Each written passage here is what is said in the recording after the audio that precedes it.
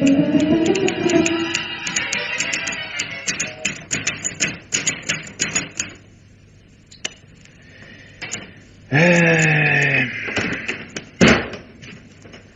Vendeuve. Je vous dérange? Bonjour Urbain. Non, vous ne me dérangez pas. Un conseil m'arrangerait même assez. Enfin, j'entends un bon conseil. Oh, je suis incapable de rédiger convenablement ce matin. Gueule de bois? Non. L'âme. Je me sens l'âme épaisse. Je suis coincé, Urbain. Fait comme un rat, épinglé, muselé, cravaté. Et avec le sentiment que je n'ai pas volé ce qui m'arrive. Ah, la jeune personne a montré ses griffes. Oui, la jeune personne m'a collé sur le dos la plus vieille histoire du monde. Si je ne débordais pas de principes, si j'avais pas la conscience abusivement chatouilleuse, si j'avais pas une sainte trouille du vocabulaire, savez-vous ce que je deviendrais, Urbain? Un assassin, en tordant avec joie le cou de la jeune personne. Ne vous en valez pas. L'assassinat implique une certaine forme de pensée, une délicatesse de goût. J'élimine la notion de crime crapuleux. Une vocation, en quelque sorte, sans lesquelles le risque est disproportionné au profit qu'on en tire. Alors, méfiez-vous des improvisations de l'amateurisme, Vendeur. Racontez-moi plutôt si toutefois je ne vous parais pas trop indiscret. Oh, au point où j'en suis de mes confidences. Voilà. Je vais retrouver Monique hier soir vers 8h, comme d'habitude. Et il était un peu plus de minuit que je m'étais pas encore décidé à lui parler. Les circonstances s'y prêtaient pas, je savais vraiment pas comment m'y prendre. Et alors tout à coup, j'ai senti que c'était le moment ou jamais. Alors je me suis levé d'un bond, j'ai passé mon pantalon. Oh, ce que tu fais de marrant aux bretelles. On dirait. Oui, je suis peut-être amusant, drôle, rigolo à la rigueur, mais je suis pas marrant, non. Et ce que j'ai à te dire... Passe-moi une cibiche. Ah, mais tu pourrais pas t'exprimer correctement, hein? T'es si biche en horreur. Bon, je fumerai des blondes. Mais ce n'est pas le problème. Et puisque j'ai lâché le mot problème, j'ai quelque chose à te dire. Bah, allume ma cibiche, Gilounet, puis écoute... Non, écoute, non, il y a plus de cibiche, il y a plus de Gilounet. Allez, couvre-toi. Oh, mais je crève de chaleur. Couvre-toi quand même, pour la décence. Puis écoute-moi maintenant. Enfin, écoute-moi, bon sang, allez, sors ta tête de dessous l'oreiller, quoi. Mais la lumière me gêne. Bon, éteins. Voilà. Ce que j'ai à te dire est très important. Moi aussi. J'ai quelque chose à te dire de très important. Moi, c'est sérieux. Moi aussi. Mais vas-y, mon coco, je t'écoute. Eh bien, toi et moi. Enfin, nous deux. Allez, rallume, je trouve plus mes mots. Moi. On ne peut plus se voir. C'est l'éblouissement. Faut que l'œil se refasse. Mais on ne peut plus se voir, je veux dire, on ne peut plus se retrouver, se rencontrer.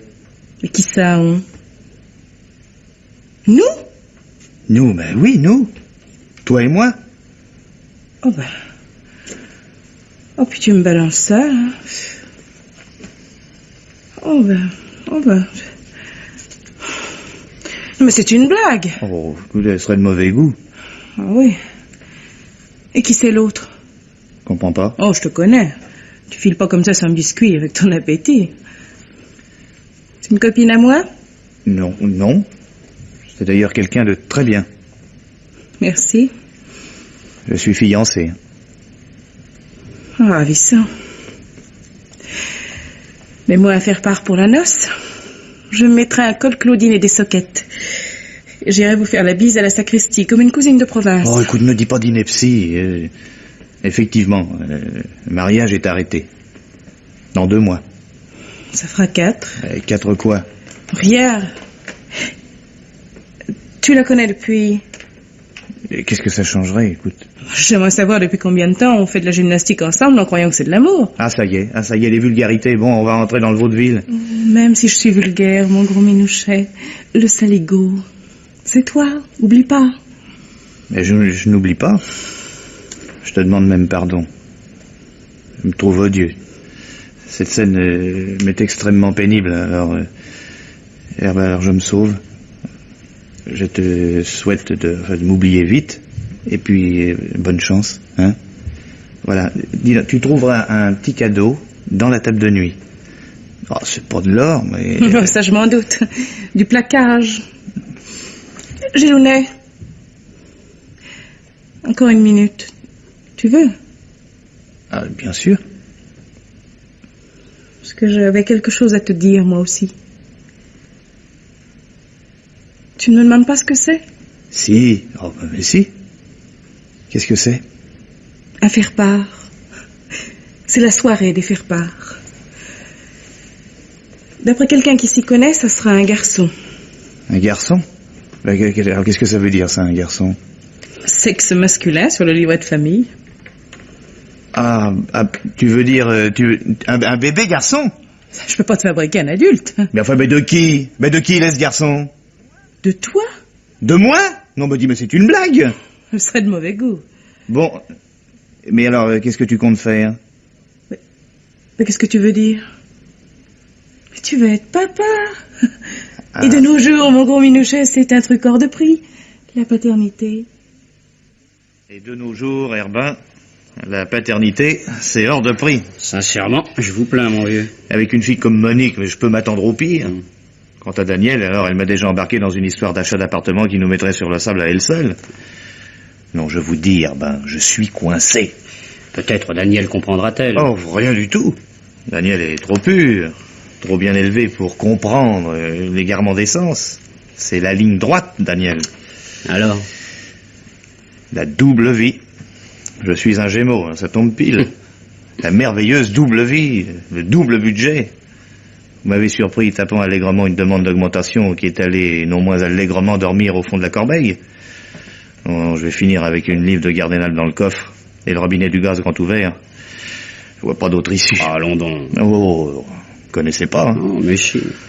Mais si. Gilbert Vendeuvre, 31 ans, travaille à France Air Pur, camping, tourisme, réservation en tout genre, en qualité de chef adjoint du service des manifestations extérieures. Je vous connais comme mon frère. Vous, votre œil bleu, votre culte de la loyauté, votre désir de bien faire. Ah, votre première idée n'était pas si mauvaise, au fond. Demandez de l'augmentation, fermement, solidement et beaucoup. Si on vous ne l'accorde pas, c'est un coup d'épée dans l'eau. Pas plus. Et si on vous l'accorde, vous aurez fait le plus grand bien à l'ensemble du personnel de la maison. À votre place, j'attaquerai dur. Tenez, si vous voulez, je vais vous dicter. Oui. Voyons, monsieur le chef de service. Oui. Non, plutôt le secrétaire général adjoint. Non. Attendez, monsieur le secrétaire général. Non. Le directeur général adjoint. Dites donc, Herbin. Allons-y carrément, lancer pour lancer. Monsieur le directeur général. Voilà. Écoutez-moi, Vendeuvre, je suis d'accord. Vous le voyez, je donne un avis favorable. Mais vous n'avez aucune chance. Pas de motif. Et je vais me marier, monsieur Bertoli. France Air Pur ne considère pas le mariage comme une infirmité sujette à compensation. Je peux toujours tenter le coup. Ah, on peut. Oui, ça on peut. Si ça ne tenait qu'à moi, avec le boulot que vous abattez, je doublerais votre traitement, mon vieux. Malheureusement, nous sommes administratifs en diable ici. Suivez la voie hiérarchique. Sait-on jamais. Il doit bien se présenter quelques failles dans les statuts de la maison qui bordent cette illustre. Si Bertoli est favorable, n'est-ce pas, pourquoi ne le serais-je pas, n'est-ce pas? Avis favorable. Oui, c'est risqué, n'est-ce pas? Mais attendez, avis assez favorable. C'est mieux, n'est-ce pas? Vous ne me paraissez pas juger très clairement de la situation, mon cher. Permettez. Mon élixir personnel. Vodka, whisky, quelques herbes rares. Je ne vous en offre pas. Non, merci. Je n'en use que dans les occasions les plus précisément ambiguës. Mes idées sont plus claires. Incident de l'augmentation. Et pour vous seul, monsieur Vendeur? Vous savez, monsieur de Beaumanoir, que je me marie avec... Mademoiselle Daniel Crécy, oui, c'est assez gênant, grand Dieu. Cet hommage que vous rendez à sa beauté nous privera bientôt d'une auxiliaire que j'apprécie, croyez-le. Toutefois, les questions d'argent échappent à ma compétence. Voyez rougissent. En somme, si je comprends bien, vous sollicitez une augmentation. En quelque sorte, oui. Ce serait un précédent fâcheux. Tous les précédents sont fâcheux. Dans le cadre d'un réajustement général des salaires imposé par les textes légaux, je dirais oui sans hésitation. Je suis pour une politique libérale des salaires. Mais là, Néanmoins, vous êtes un bon élément. Merci. Sentimentalement, je serais porté au oui. Raisonnablement, au non. Alors, point d'interrogation. Mais peut-être monsieur le directeur général jugera-t-il bon de vous accorder exceptionnellement ce que je réprouve. Voyez-le. Voyez monsieur Le Bignac. Et voici ce qu'a finalement inscrit monsieur le directeur général adjoint, monsieur le directeur général. Ça? Et qu'est-ce que c'est que ça? Une queue de cochon, le cheveu de nimbus, la crosse d'un évêque? Un point d'interrogation. Un simple point d'interrogation. Et qui veut dire quoi? Oui, non ou... À mon sens, c'était non. Ah, non. Cette circonvolution signifierait un refus de monsieur Rougis. Eh bien, j'étudierai la question, Vendeuvre. J'étudierai. Je m'en retiens pas. Bien. Ah, au fait, Oui. cette petite, vous l'aimez? Oh, monsieur le directeur général, je crois pouvoir dire... Oui, bon, bien. L'amour, j'aime l'amour. Fermez la porte en sortant. Vous serez avisé de ma réponse par le canal de la voie hiérarchique. Mon chéri, À quoi penses-tu? À toi? Je pense à toi. Mon pauvre loup, tu ne sais vraiment rien me cacher. Et comment te cacher? Te cacher quoi? Je sais tout. Tout? Mais moi, je ne te cache... Tu as le visage ouvert comme un livre. Tu ne peux rien me dissimuler. Et pourquoi essayes-tu? Mais je ne sais pas. Qui te l'a dit? Mon petit doigt. J'ai honte, Dany. Honte. Je suis un salaud. Mais non, tu te défends. Et j'aime que tu te défends. Mais si... Le soleil, les petites feuilles vertes des arbres, tes yeux... Alors que je vis, moi, avec le mensonge dans mon cœur. Mais puisque je te dis que je sais... Mais tu es formidable. Oh, ne sois pas idiot. Il faut être de son temps. Si tu savais comme je suis heureuse. C'était la seule ombre au tableau. Je me disais, est-ce qu'il pourra, est-ce qu'il sera? Tu m'as deviné. Tu as essayé avant, tu as réussi, c'est merveilleux. Mais à ton avis, qu'est-ce que je dois en faire? La garder, voyons. Il n'y a pas de façon d'envisager les choses. Mais je suis sûre qu'elle me rendra tellement service. Eh ben, si j'avais su que tu le prendrais comme ça... Tout de même, je me demande sous quel trait tu m'imaginais. Et tu as fait ce qu'il fallait pour l'avoir, tu l'as. Même si ça n'est qu'une petite augmentation de 5000 francs par mois, c'est excellent à prendre. Augmentation? Accorder 5000? Tu ne le savais pas encore? Le petit cachotier est surpris. C'est bien fait. Et ce sera toujours comme ça. Je suis bien placée pour tout savoir. Tu ne pourras jamais rien me cacher, mon gros Gilounet. 5000 balles par mois?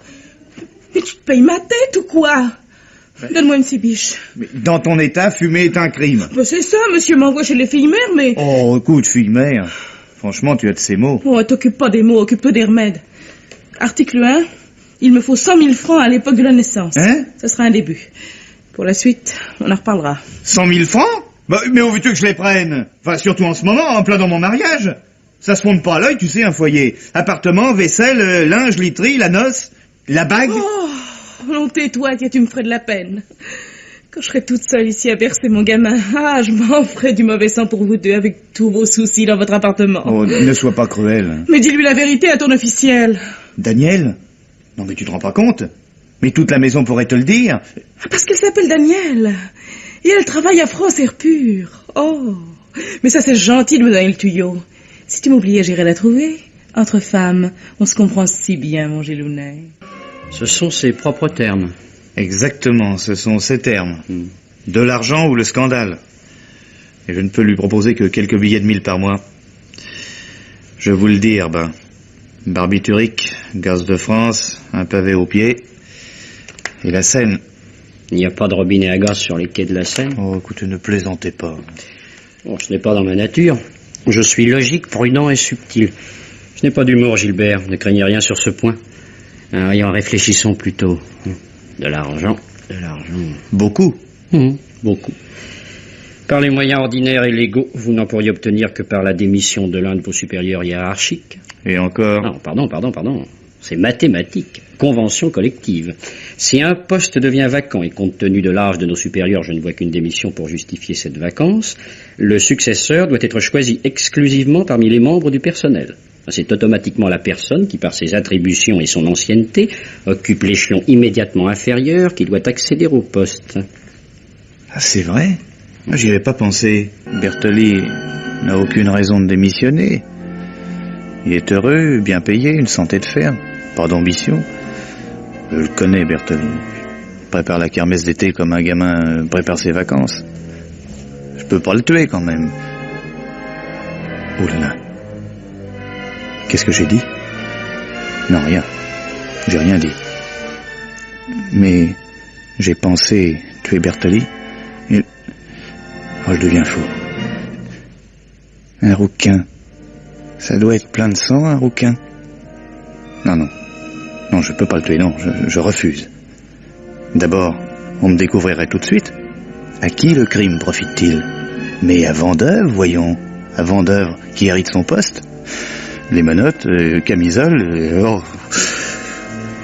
Sauver Bertoli. Alors, en sortir, bon sang, faut en sortir, oui, mais comment?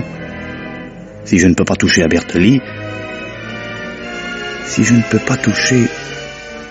Mais voilà, mais bien sûr. Bertoli, c'est trop près, c'est trop petit, c'est ça le danger. Frapper la tête.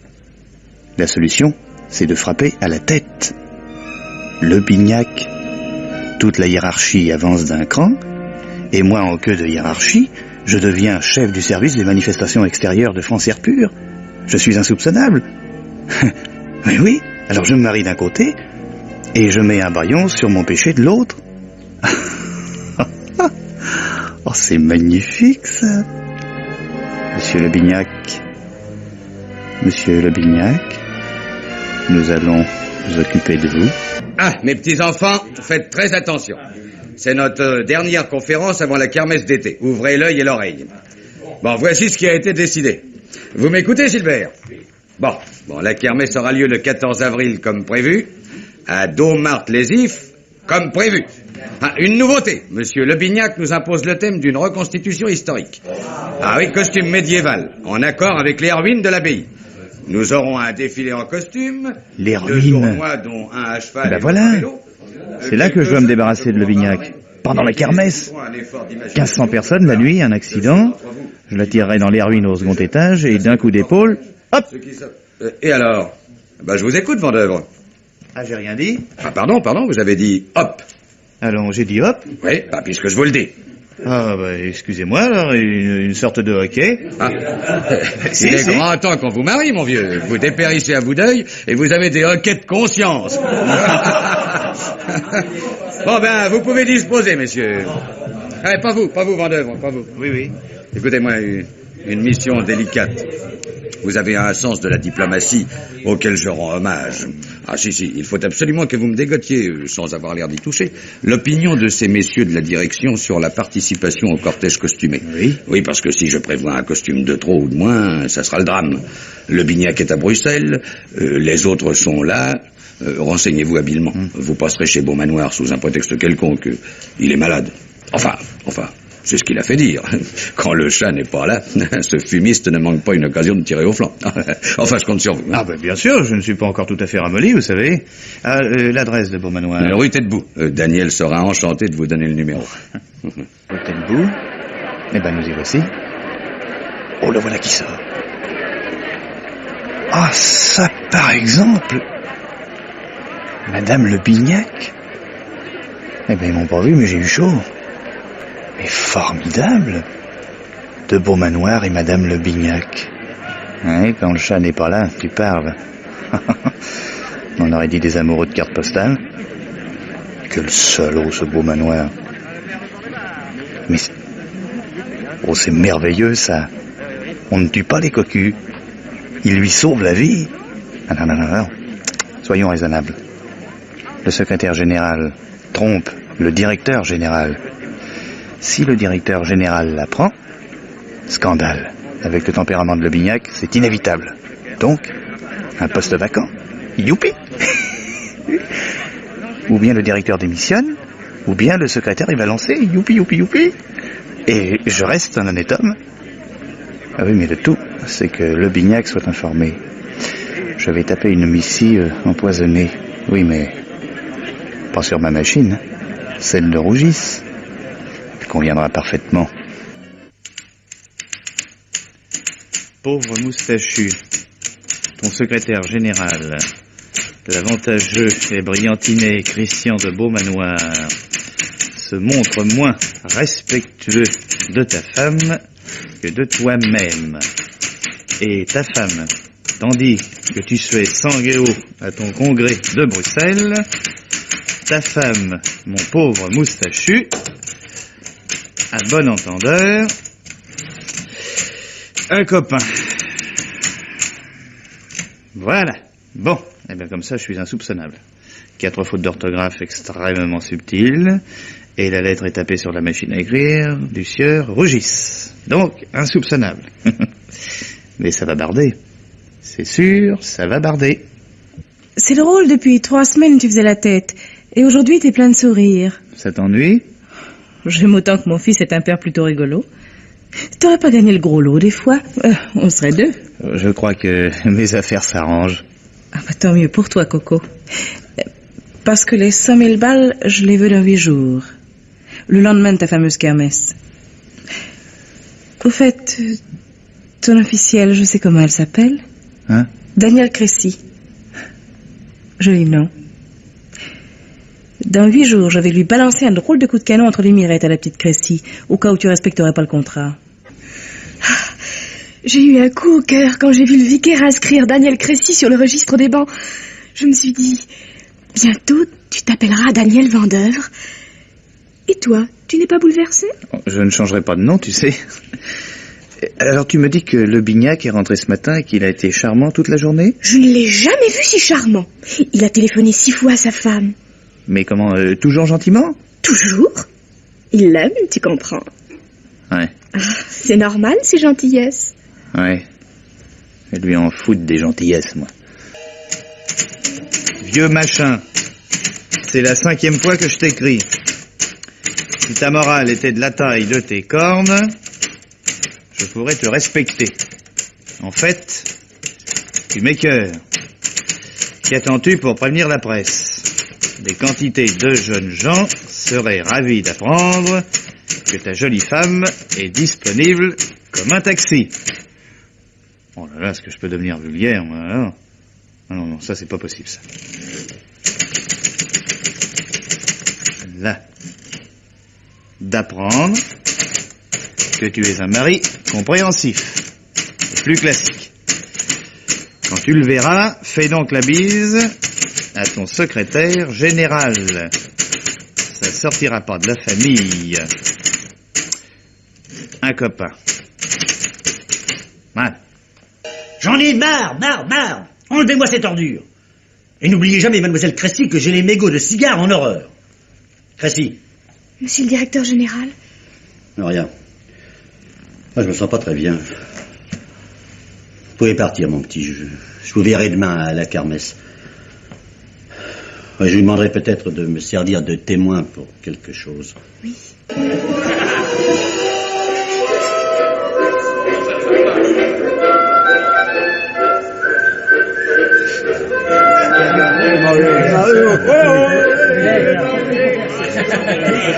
Eh bien, mes chers amis, vous assistez en ce moment au défilé des archers de la section de Montgeron, chevaliers partant pour la bataille d'Azincourt.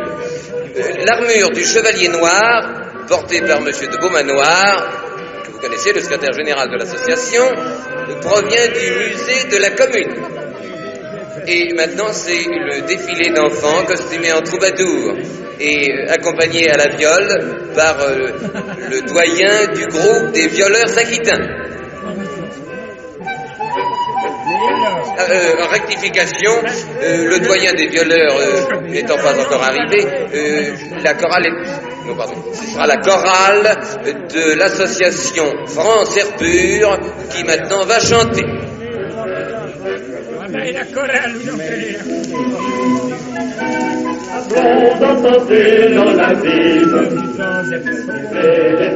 Alors, Vendeur, remuez-vous un peu, c'est l'absence de la Bignac qui vous chagrine? Pourquoi dites-vous ça, hein? Parce qu'il vient de téléphoner qu'il n'est plus malade. Il arrive. Alors, voyons, retapez-vous et grouillez-vous pour me vendre ces sandwichs avant qu'il pleuve. Le sandwich sec, c'est déjà pas commode à placer, mais trempé, c'est juste bon à acheter aux chiens. Alors, prenez-moi ce peignez sur le ventre. Et oust, allez. Oui, bon. Sandwich, bacon, jambon, rillettes, pavois, comme au Moyen-Âge.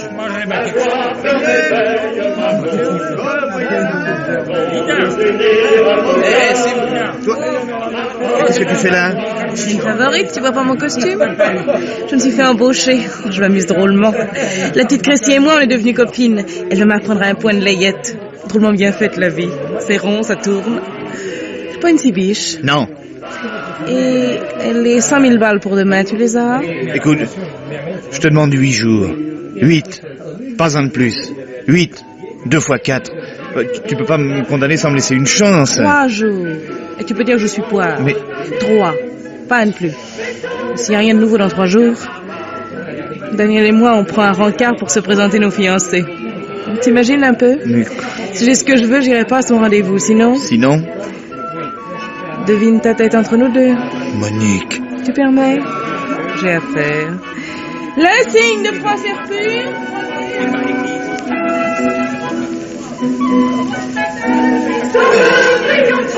Et ben voilà. Tout s'écroule. Oh mon Dieu. Enfin, c'est pas possible. Je sortirai pas. Ou alors je retue le Bignac. C'est la seule solution. Eh ben oui, le tuer. Oh, merci, mon Dieu. C'est quand même une bonne idée. Oui, mais où? Quand? Comment? Eh ben, Vendœuvre, ces sandwichs. Hein? Vous aurez le temps de rêvasser pendant le feu de camp ce soir, mais grouillez-vous pour les sandwichs. Sinon, vous vendrez de la soupe et je n'ai pas prévu de louche, mon vieux. Alors, oui, sandwich, Moyen-Âge, pain noir, saucisson, rillettes. Pendant le feu de camp. Voilà, pendant le feu de camp. Pain blanc, fromage, jambon. Dans les ruines. Voilà, attirer le Bignac. Et le pousser. Pain noir, comme au temps des ruines. Comme des rillettes, de l'andouille, des fredeux.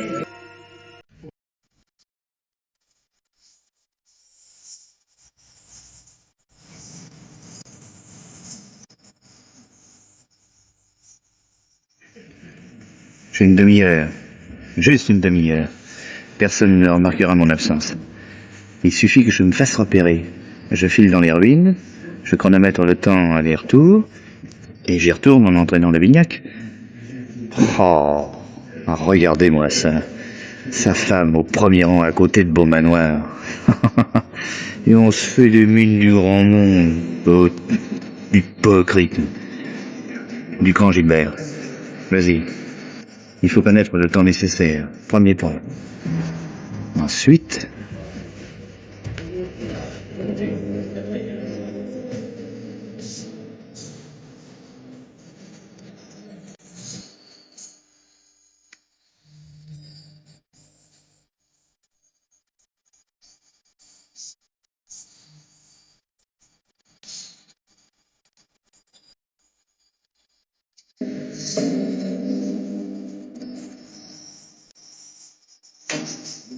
Bon sang. Oh, c'est génial, merci. Ah, vous aurez mis du temps. Dis donc, j'ai quelque chose à vous montrer. Allons. Le Bignac. Je deviens cinglé. Mais qu'est-ce qu'il fabrique?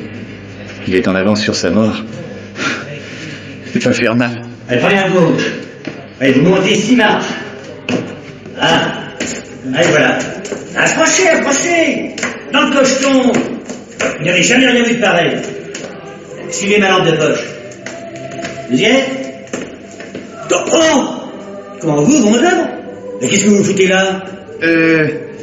Ça serait plus facile si vous consentiez à éteindre votre lampe. Ça me fait mal aux yeux. On n'a pas besoin de vos yeux pour parler. Vous avez abandonné le feu de camp, Vendœuvre, je vous fous dehors.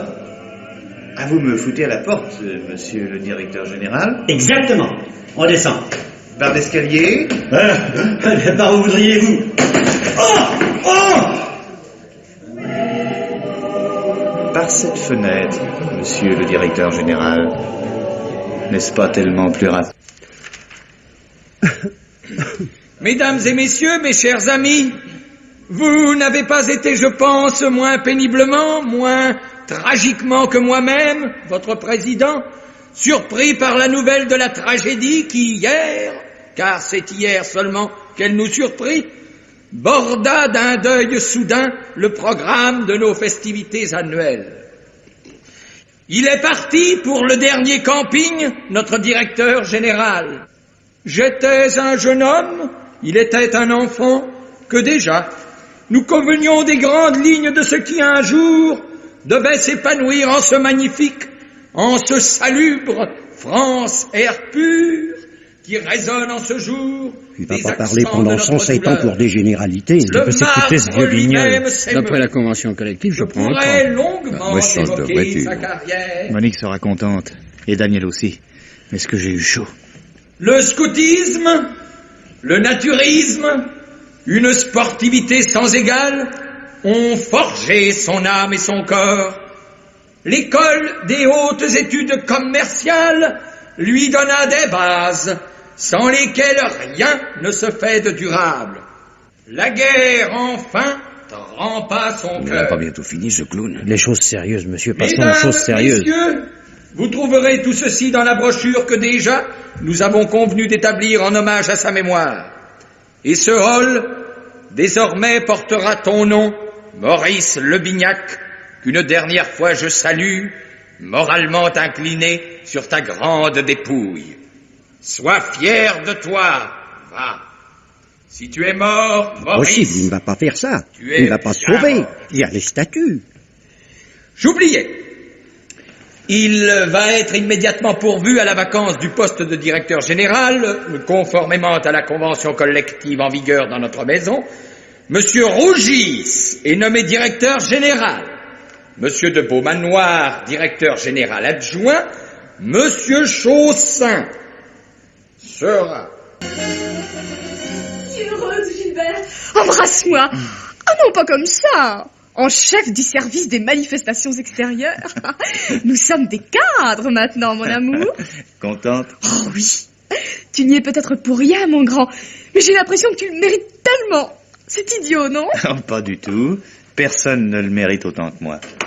Ah, félicitations au chef de service. Ah, bonjour les amoureux. Félicitations au secrétaire général adjoint. Ah, je vous en prie, je vous en prie.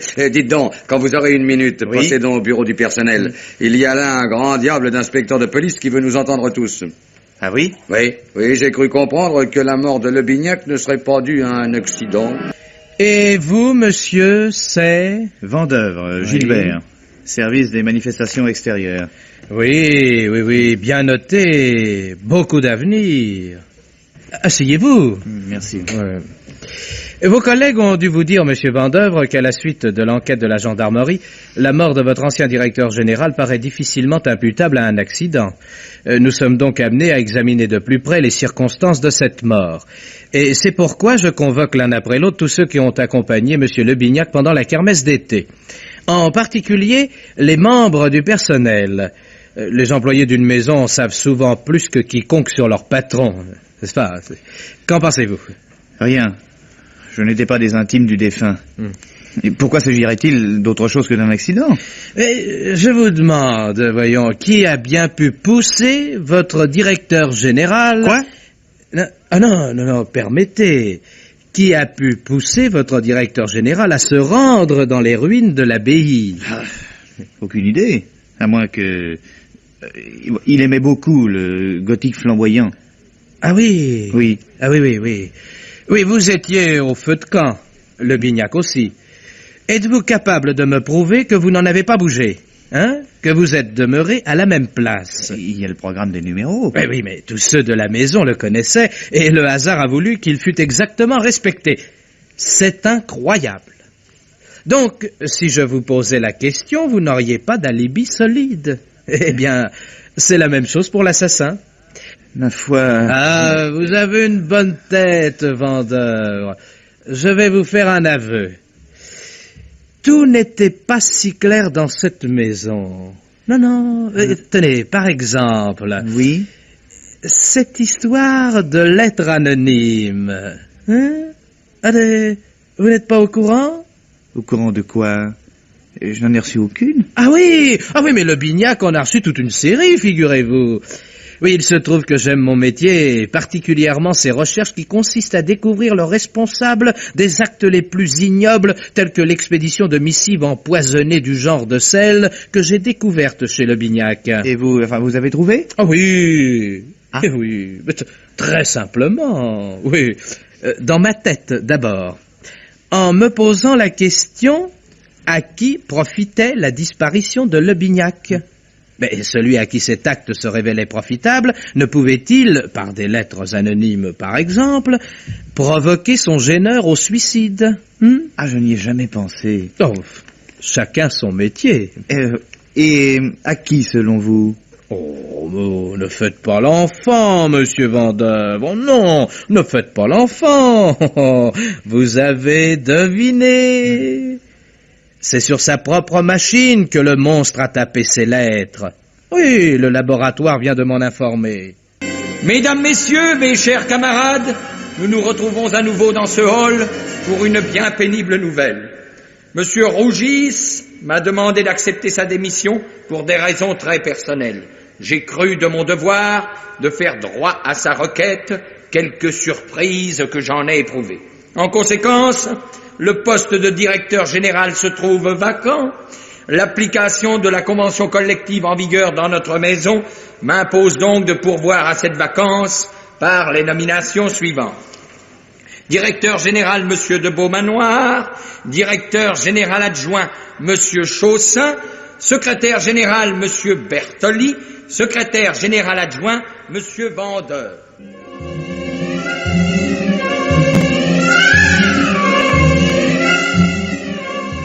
Secrétaire général adjoint? Oh bah dis donc. Tu es rassuré? Tu acceptes nos conventions? 18 000 par mois. Tu parles, j'aurais marché à 15. Enfin, 15 pour commencer. Et ce qu'ils disent dans le journal que le vieux aurait été balancé par un assassin, c'est vrai? Mais comment veux-tu que je sache? Comme ça?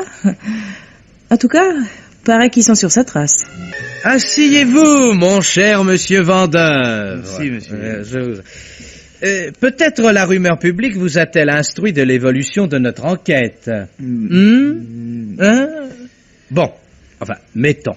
Non, voyez-vous, monsieur Vandeuve, je sais à peu près exactement comment est mort le Bignac. Pas un accident, pas un suicide. Quelqu'un l'a précipité dans le vide. Et pourquoi? Qui? Vous n'allez pas me dire que Monsieur Rougis... Oh non! Pas Monsieur Rougis. Oh non.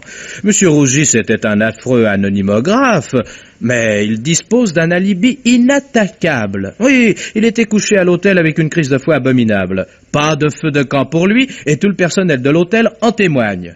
Non.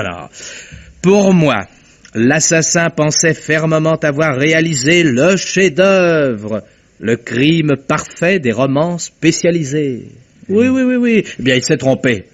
Il a bel et bien balancé 110 kilos de directeur général dans l'éternité. Mais sur l'autre plateau de sa balance, il a oublié le détail. Eh oui, l'affreux petit détail qui me le désigne pour coupable aussi nettement qu'un projecteur. Et quoi donc pour équilibrer ces 110 kilos? Une plume. Celle-ci, mon cher. La reconnaissez-vous? Oui, je crois. Alors je vous écoute. Oui, elle devait être sur le home de parade de monsieur... Eh bien, allez-y. De Beaumanoir. Troisième témoignage concordant avec mon impression profonde. Et hop là, au gnouf le joli cœur. Merci, Vandœuvre. Mesdames, messieurs, mes chers camarades, nous demeurons frappés d'une douloureuse surprise devant la fatalité qui s'acharne sur notre malheureuse association. Nous ne pouvons nous laisser abattre. Le surcroît de publicité dont en ce temps de malheur nous bénéficions malgré tout, ne le négligeons pas. Du nerf. le départ, l'absence, la cure de monsieur de Beaumanoir, laissant vacant le poste de directeur général, il va sans dire qu'il y sera pourvu conformément à la convention collective en vigueur dans notre maison. Monsieur Chaussin devient directeur général, monsieur Bertoli devient directeur général adjoint, monsieur Vendeuvre secrétaire général. Entrez. Bonjour, Vendeuvre. Je peux m'asseoir une seconde? Oui, j'ai peu de temps. C'est à quel sujet? Au sujet de tous ces événements. Oui, j'ai beaucoup réfléchi. Il y a quelque chose qui m'est venu à l'esprit tout à l'heure, immédiatement après la cérémonie. Je ne sais pas comment dire ça. À mon avis, voyez-vous, le Bignac était au courant de son infortune, nous le savons. Et je pense que le fameux soir, il avait pris la décision d'expédier son rival en lui fixant rendez-vous dans les ruines. C'est beaucoup plus logique. Quelle que soit la personne avec qui il désirait en découdre, avouez qu'elle aurait eu mauvaise grâce à refuser l'invitation formelle du directeur général, alors qu'entraîner celui-ci... vous me suivez? Bon, le Bignac convoque de Beaumanoir. Il est en avance, la première personne qu'il voit, ce n'est pas Beaumanoir, c'est l'assassin. L'autre se présente trop tard, attend et, dans sa précipitation à fuir, perd une plume. Lorsque le corps est découvert... Qu'est-ce qui vous arrive, mon vieux? Vous ne vous sentez pas bien? Attendez, qui pourrait être l'assassin? Pourquoi pas l'anonymographe? Rougis? Oui. Oui, bien, voyez-vous, je ne crois plus à la culpabilité de Rougis en la matière. D'abord, pourquoi aurait-il tapé la lettre sur sa propre machine? Non. Non, quelqu'un s'en est servi. Pas pour le compromettre positivement, mais parce que Rougis est la seule personne de la maison qui soit si ponctuelle qu'on soit certain de ne pas le trouver dans son bureau entre midi et 2 heures. Je m'en excuse, Vendeur, c'est une cachotterie. Mais je connais la personne qui tapait les lettres chez Rougis entre midi et 14 heures. Ne m'en veillez pas. Allons. Remettez-vous, mon vieux. Je ne dirai rien. Vous êtes livide, Vendeur. Attendez, de Beaumanoir conservait toujours une bouteille de son élixir personnel pour les grandes décisions. J'en ai bu une fois. C'est un extraordinaire cordial. Tenez, buvez, mon vieux. Allez-y, d'entrée, Oui. Voilà. Je m'en doutais. Je m'excuse une dernière fois, Vendeur, mais je suis enchanté. Toutes mes prévisions... Voilà. Zut. Ça ne me plaît pas du tout que ce type soit mort dans mon futur bureau. Cher monsieur Herbin, en qualité d'ancien adjoint de monsieur Vendeuvre et témoin de ces derniers instants, je viens vous remettre ceci. Oui, son calepin et son stylo. Si j'avais pu deviner. Mais il tenait tellement à fêter cette série de promotions inespérées. Il était si joyeux, vibrant. Oui, le destin. Mais je vous en prie, asseyez-vous, monsieur l'inspecteur. Merci. Depuis que ces événements successifs nous ont laissé le temps d'en analyser les ressorts, tout s'est merveilleusement éclairci pour moi. Oui. Rougis tape les lettres. Oui. Bon. Le Bignac veut se venger de Beaumanoir, mais celui-ci prévoit le coup. Il croit se défaire à jamais du mari de sa maîtresse en le jetant à bas des murailles. Seulement, il n'a pas prévu la vengeance posthume. Le cyanure dans le flacon d'élixir qui emporte le malheureux Vendeuvre sans méfiance. Oui, c'est terrible. Et maintenant, je le vois toujours là, dans mon bureau, étendu. Ça gâche ma propre joie. Je suis fiancé, monsieur l'inspecteur. Peut-on savoir? La jeune mademoiselle Crécy. Mais n'était-ce pas... Si. Alors quel coup? La mort de Gilbert et puis les découvertes. Il avait une maîtresse cachée, avec un bébé. Daniel était au bord du suicide. Alors je l'aide à revivre. Vous, alors? Faut savoir rendre service de temps à autre, inspecteur. Oui. Vous êtes bien secrétaire général maintenant, monsieur Herbin. Oui, la convention collective. J'étais l'adjoint de Vendeuvre. Oui, bien sûr. Oui, c'est égal. C'est moins rapide chez nous, l'avancement. Des carambolages pareils, c'est tellement rare, n'est-ce pas? Presque miraculeux. Bon, je m'en vais. Bon. Bien, n'oubliez pas de fermer la porte en sortant. Au plaisir, monsieur l'inspecteur.